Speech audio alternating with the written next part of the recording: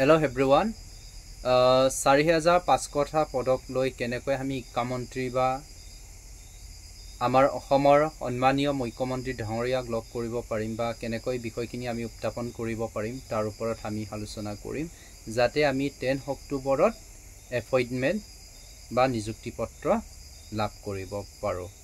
এই বিষয়টো ওপৰত বহুতে প্ৰশ্ন কৰি আছে যে আমি এনেধৰণে প্ৰশ্ন কৰিছে যে আমি যদি 10 অক্টোবৰত এপইন্টমেন্ট বা নিযুক্তি পত্ৰ লাভ কৰিব হলে আমি কি কৰিব লাগিব বুলি বহুতে প্ৰশ্ন কৰি আছে।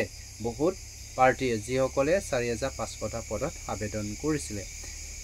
সো তাৰ আগতে ইয়াতে কেইটামান বিষয় আহি পৰে যে যেহেতু আপোনালোকে এইখিনি জানিব বিচাৰিছে যে কেনেকৈ প্ৰচেছটো আগবঢ়াই নিব পাৰিম যাতে 4500 পদত আবেদন কৰা পাৰ্টিসকলে 10 অক্টোবৰ দিনাই নিযুক্তি লাভ কৰিব পাৰে।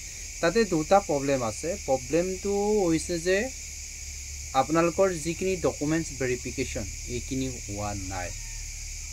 তাৰ লগতে শিক্ষামন্ত্ৰী আৰু মুখ্যমন্ত্ৰী ডাঙৰীয়া কৈ আছে যে আমাৰ এডুকেশ্যন ডিপাৰ্টমেন্টত যিমানখিনি আবেদন কৰিছিল সেইখিনি কাম কৰি আছে বা তোমাৰ নিযুক্তি প্ৰক্ৰিয়াৰ কাম চলাই আছে।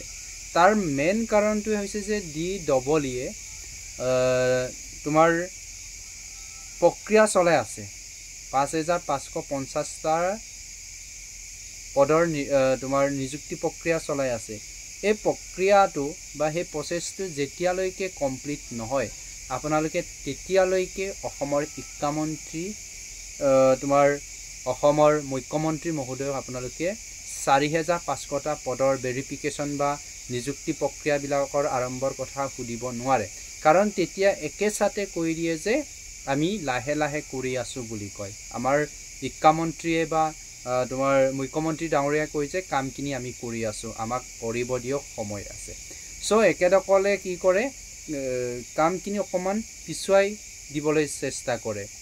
একেদকলে এতিয়া কি কৰে যে 4500টা বিষয়ৰ যদি কথা উত্থাপন কৰে তেতিয়া কৈ যে আমি GT PGT আৰু 5550টাৰ কাম কৰি আছো, এইখিনি কাম কমপ্লিট হোৱাৰ পিছতে আমি এই 4500টা পদৰ নিযুক্তি প্ৰক্ৰিয়াও আমি আৰম্ভ কৰিম বুলি কয়।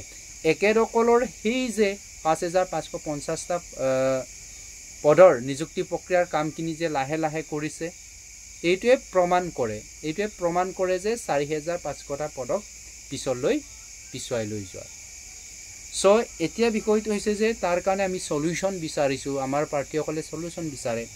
আপোনালোকৰ হেইটোৱে হয় যে সলিউশনটো এতিয়া দিব বা কেনেকৈ লক কৰিব বা কেনেকৈ শিক্ষামন্ত্ৰী মহোদয়ক বা মুখ্যমন্ত্ৰী মহোদয়ক সেইখিনি বিষয় উত্থাপন কৰিব। তাত উত্থাপন কৰিবলৈ এতিয়া ৰাস্তাটো নাইকিয়া হৈ আছে আপোনালোকৰ বা এইখিনি বিষয় আপোনালোকে জনাবৰ কাৰণে আপোনালোকৰ ৰাস্তাটো ক্লোজ হৈ আছে। তাত কিয় ক্লোজ হৈ আছে? লক কৰিলে আপোনালোকক কৈ দিব যে 5550টাৰ বাছনি প্ৰক্ৰিয়া বা নিযুক্তি প্ৰক্ৰিয়া যেতিয়া কমপ্লিট হ'ব তাৰ লগে লগে আমি 4500টা পদৰ কাৰণে তোমাৰ নিযুক্তি প্ৰক্ৰিয়াৰ যিখিনি প্ৰাক পৰ্যায়ৰ কাম এইখিনি আৰম্ভ কৰিম বুলি ক'ব। সো এনেকে পিছুৱাই থৈ দিয়ে। এইটোৱে বিষয়টো আছিলে। আপোনালোকে এটাই কাম কৰিব, যদিহে আগষ্ট মাহত 5550টা পদৰ মেৰিট লিষ্টখিনি দি কমপ্লিট কৰে তেতিয়া আপোনালোকে 4500টা পদৰ কাৰণে আপোনালোকে শিক্ষামন্ত্ৰী বা মাননীয় মুখ্যমন্ত্ৰী ডাঙৰীয়াক লগ কৰি পেলাই সেইখিনি বিষয় উত্থাপন কৰিব। ডিপাৰ্টমেন্টৰ মানুহখিনিক আই ৰেংকৰ মানুহখিনিক লগ কৰি পেলাই আপোনালোকে এইখিনি বিষয় জানিব পাৰিব। কিন্তু এতিয়া আপোনালোকৰ সম্পূৰ্ণৰূপে ৰাস্তা বন্ধ হৈ আছে কাৰণ শিক্ষামন্ত্ৰী আৰু মুখ্যমন্ত্ৰী ডাঙৰীয়া আপোনালোকক এটা গেম ক্ৰিকেট ফুটবলৰ নিচিনাকে কিবা কৰি আছে, ঘূৰাই আছে। বিষয়টো উত্থাপন কৰিলে ডাইৰেক্ট কৈ যে PGT GT তাৰপিছত 5550টাৰ বিষয়ে কয়।